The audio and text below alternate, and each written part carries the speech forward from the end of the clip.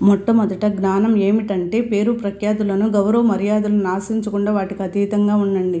ఇచ్ఛామాత్రం అవిద్య అనగా కోరికలకు దూరంగా ఉండండి. ఇంకా నష్టమోహగా అవ్వండి. మోహం ఉంటే డిప్రెషన్కు గురవుతారు. చూసినా కూడా చూడనట్లుగా ఉండండి. ఆల్మైటీ అథారిటీ స్మృతిలో ఉంటే, కర్మయోగిగా నిరంతర యోగిగా ఉంటే మీ స్టేజ్ ఎలా ఉంటుందంటే ఆత్మస్వరూపంలో స్థిరపడితే అప్పుడు మీరు చూసినా చూడనట్లుగా ఉంటారు, విన్నా విననట్లుంటారు. ఎవరైనా మీ చెవిలో నెగిటివ్ మాట్లాడితే మీరెందుకు వింటారు? మంచి పని చేస్తూ ఉంటే, మంచి మనిషిగా మారాలనుకుంటే ఖచ్చితంగా మారతారు. కాబట్టి భావోద్వేగాలకు అతీతంగా ఉండండి. గీతలో శ్రీకృష్ణుడు ఏమన్నారు?